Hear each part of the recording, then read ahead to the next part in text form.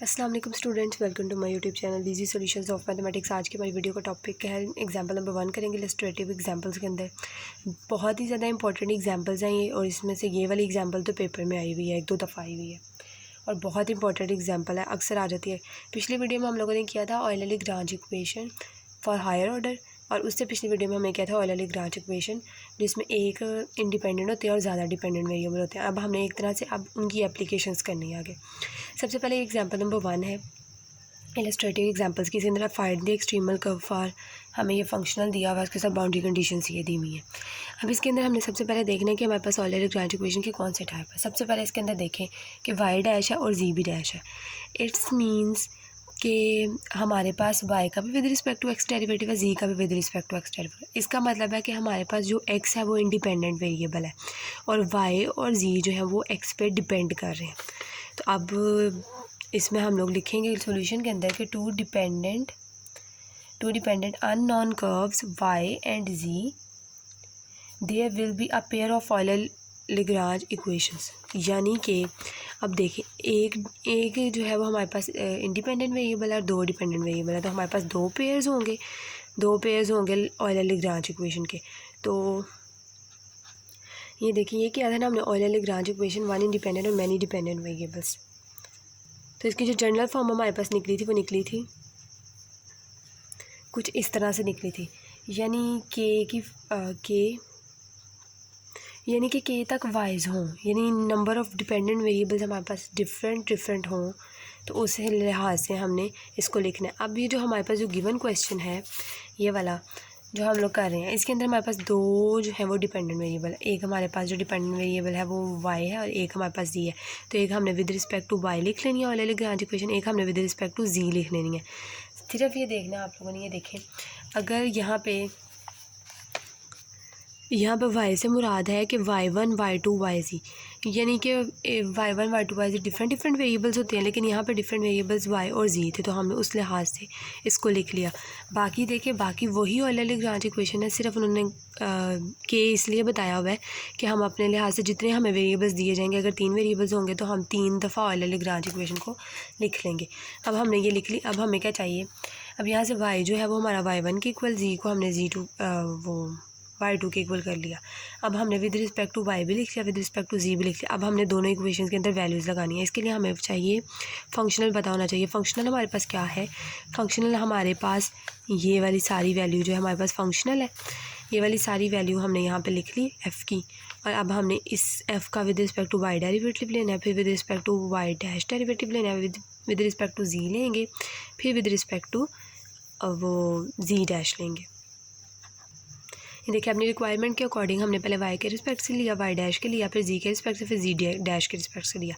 उसके बाद हमें यहाँ पे क्या चाहिए, हमें यहाँ पे चाहिए था partial f over partial z, तो partial f over partial y पहली इक्वेशन में, तो वो 2z था माइनस। अब जो डेरिवेटिव, ये देखें, ये डेरिवेटिव इसका, और उसके अंदर हमें चाहिए थी partial f over partial y dash की value. Partial f over partial y dash की वैल्यू 2y डैश थी, ये आ गई। उसके बाद हमें चाहिए partial f over partial z, वो 2y है, minus derivative of partial f over partial z dash 2z dash. ये सिंपल हम लोगों ने सिर्फ उसकी वैल्यूज़ निकाल के हमने वो जो दो इक्वेशंस बनाई थी उनको हम लोगों ने लिख दिया। अब इसके साथ हम लोगों ने ये ब्रैकेट इसलिए बनाई है ताकि हमें पता चल जाए कि ये अलग इक्वेशन है, ये अलग है, इसके लिए अलग काम चल रहा है, इसके लिए अब हमने दोनों को सिंप्लीफाई कर लेना है। इसको हम लोगों ने सिंप्लीफाई किया, इसका डेरिवेटिव ले लेंगे हम लोग तो 2y डबल डैश आ जाएगा, और इसका डेरिवेटिव ले लेंगे हम लोग तो z डबल डैश आ जाएगा, क्योंकि derivative with respect to x है और इसका भी विद रिस्पेक्ट टू ऑलरेडी एक डेरिवेटिव मौजूद है, दोबारा से लेंगे तो डबल हो जाएगा। उसके बाद हम लोगों ने करना है, उसके बाद हम लोगों ने सिंपल यहाँ से 2 कॉमन ले लेना है, यहाँ से भी 2 कॉमन ले लेना है, इसको इक्वल के उस तरफ ले जाएंगे तो ये हमारे पास 2 इक्वेशंस बन जाएंगे। अब हमने क्या करना है, इन दोनों इक्वेशंस को किस तरह से सॉल्व करना है, इसको हम क्या करेंगे, put z is equal to y double dash, यानी z की जो वैल्यू है y डबल डैश की, यानी हमने पूरी दोनों इक्वेशंस को ना एक ही इक्वेशन में पहले कन्वर्ट कर लिया। अब जो हमारे पास वो क्या उसे कहते हैं, इससे हमने y और z की इक्वेशंस निकाल लिया है, तो साइमल्टेनियसली हम इनको सॉल्व करते हैं। तो दो इक्वेशंस आई, इनको साइमल्टेनियसली किस तरह से सॉल्व करेंगे हम लोग, कि हम लोगों ने एक को दूसरी में पुट कर देना। अब z is equal to y double dash in z is equal to y double dash, यानी इस इक्वेशन को इसमें पुट करना है। अब हमने क्या किया, हमने y is equal to z की जगह पे z की वैल्यू क्या है y डबल डैश, तो जी की जगह पे वाई डबल डैश और एक ये वाला डबल डैश ये भी ऊपर आ गया। इसको हमने पुट कर दिया, सिंपल लिखा है हमने, इस इक्वेशन को इसमें पुट किया है। y इज़ इक्वल टू जी की जगह पे हम लोगों ने क्या पुट किया है, जी डबल डैश, जी की जगह पे हमने क्या पुट किया है, वाई डबल डैश। इस इक्वेशन को इसमें पुट किया। अच्छा, अब यहाँ पे हमने जी की जगह पे जी की वैल्यू क्या थी, वाई डबल डैश, हमने वाई डबल डैश लिख दिया, एक डबल डैश ये हमारे पास ऊपर आ गया, 4 हो गया। उसके बाद हम लोगों ने क्या किया, इसको इस तरफ ले आया तो दूसरी तरफ 0 हो गया। उसके बाद हम इसको डेरिवेटिव की फॉर्म में d4 - 1 लिख सकते हैं, वाई को कॉमन ले लिया। उसके बाद हम लोग इसको क्या, d4 को हम लोग लिख सकते हैं ना ऐसे, जिस तरह हम लोग यहाँ पे a4, जैसे हमारे पास अगर यहाँ पे a4 - b4 हो तो हम लोग उसको a² + b² and a² - b² की फॉर्म में लिख सकते हैं ना। जिस तरह हमारे पास a² - b² हो तो उसको हम a + b और a - b की फॉर्म में लिख सकते हैं। इसलिए हम लोग 4 में भी करते हैं। अब यहाँ पे 1 की पावर 4 ले लें तब भी 1 ही आना है, तो हम इसको एक दफ़ा स्क्वायर माइनस के साथ, एक दफ़ा प्लस के साथ लिख सकते हैं। उसके बाद हम लोगों ने ये जो माइनस वाला होता है इसको हम लोग खोल लेंगे, वो a² - b² का फार्मूला जो होता है उसके अकॉर्डिंग a + b और -b। अब देखें यहाँ पे हमने माइनस वाले को भी खोल लिया और यहाँ पे ये स्क्वायर वाला हमारे पास वैसे रहेगा। अब हमने इससे हमारे d की वैल्यू -1 आ जाएगी, इसे सॉल्व करेंगे तो हमारी d की वैल्यू 1 आ जाएगी। यहाँ से हमारी d की वैल्यू आएगी ± आयोटा। क्योंकि ये इक्वेशन हमने y के थ्रू से निकाली है तो हम लोग इससे ना यहाँ पे हमारे पास y का सोल्यूशन आएगा। अब इसको हम लोग जब लिखें तो ये हमारे पास 2 रियल रूट्स हैं और ये हमारे पास कॉम्प्लेक्स रूट्स हैं, तो जब इनको लिखेंगे तो aex प्लस ये -1 के डिफरेंट डिस्टिंक्ट रूट्स हैं हमारे पास, सेम भी नहीं है, रियल तो हैं ये 2 लेकिन डिस्टिंक्ट भी हैं। तो हम लोग इसका सोल्यूशन किस तरह से लिखते हैं, a को e की पावर 1x और ये भी एक्सपोनेंट की पावर में -x जाएगा, और ये जो हमारे पास कॉम्प्लेक्स होती है उनको हम कोस और साइन की फॉर्म में लिखते हैं। तो हमने 3 constant a b c e ले लिए, कांस्टेंट आप कोई भी ले सकते हैं, ये ले लिया। उसके बाद हमें y तो हमारे पास निकल आया, अब हमें z भी तो चाहिए। तो हमें हमारा जो z है वो यहाँ पे किसके इक्वल है, हमने z is equal to y double dash को इसमें पुट किया था, यानी हमने इसको लिया था। तो यहाँ पे z हमारे पास वाई डबल डैश के इक्वल है। इसका मतलब है हम लोग अगर y का 2 दफ़ा डेरिवेटिव लें, इन 2 दफ़ा डैश लें तो वो हमारे पास z के इक्वल आ जाता है। तो हमारे पास y की इक्वेशन तो आ गई है, तो हम इसका अगर 2 दफ़ा डेरिवेटिव लेंगे तो हमारे पास z के बराबर होगा। तो यहाँ से हमारे पास z भी निकल आया, ये y है, इस इक्वेशन का 2 दफ़ा डेरिवेटिव लेंगे तो हमारे पास z के इक्वल आ जाएगा। ये हमारे पास 2 इक्वेशंस आ गई। अब अगर हमारे पास बाउंड्री कंडीशंस ना दी हों तो ये हमारा सोल्यूशन, लेकिन हमें बाउंड्री कंडीशंस दी हुई है तो हमने इसको फर्दर सॉल्व करना है। तो इसको इक्वेशन नंबर a और इसको इक्वेशन नंबर b कह लिया। 2 बाउंड्री कंडीशंस हमारे पास जो है वो दी हुई हैं y की और 2 ही हमारे पास z की दी हुई हैं। अब हमने y वाली y पे लगानी है, z वाली z पे लगानी है और हमने इनके कांस्टेंट्स की वैल्यूज़ फाइंड करनी है। अब पहली बाउंड्री कंडीशन हमारे पास y of 0 is equal to 0, यानी यहाँ पे हमने y ऑफ x में, यानी जहाँ पे x होगा वहाँ पे 0 पुट करना है और इक्वल टू हमने 0 ही रखना है। ये हमारे पास y ऑफ x है, तो यहाँ पे हम लोग क्या करेंगे, जहाँ जहाँ पे हमारे पास x है वहाँ पे 0 पुट कर देंगे और इक्वल टू इसको 0 रख देंगे। मैंने सारा सॉल्व किया हुआ क्योंकि बाउंड्री कंडीशन अब आपको लगानी आती होंगी। यहाँ से हमारे पास जो है ये जो कॉज है ये 0 हो जाएगा, तो यहाँ पे हमारे पास ये एक्सपोनेंट 1 हो जाएंगे, तो a + b + c आ जाएगा हमारे पास इक्वल टू 0। इसको हमने इक्वेशन नंबर 1 कह लिया, उसका भी इसका नाम दे लिया।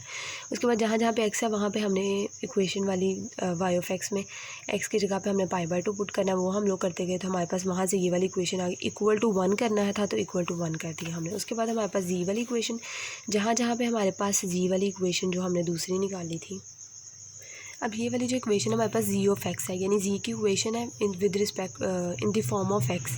तो जहाँ जहाँ पे x है z की फॉर्म में वहाँ पे 0 पुट करेंगे तो z ऑफ 0 आ जाएगा, उसको इक्वल टू 0 करना है।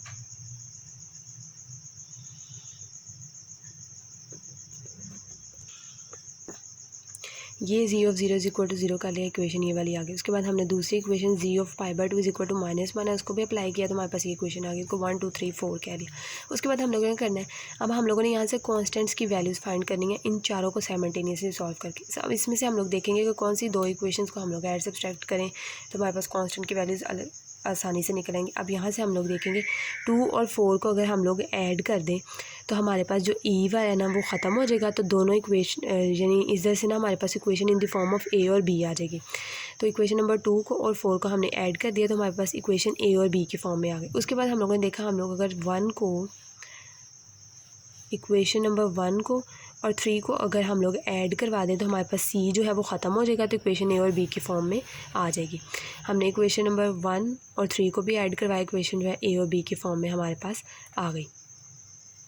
उसके बाद हम लोगों ने क्या किया, यहाँ से हम लोगों ने b को इक्वल टू -a कह लिया। अब हमारे पास यहाँ से b की वैल्यू निकल आई। अब हमने उसको इक्वेशन नंबर 5 में पुट कर देना है, जहाँ पे b की जगह पे हमने -a लगा दिया। यहाँ से हमारे पास a की वैल्यू a कॉमन ले लिया। उसके बाद ये वैल्यू जो दूसरी तरफ जाकर डिवाइड होगी तो 0 हो जाएगी, तो a जो है हमारे पास 0 आ गया।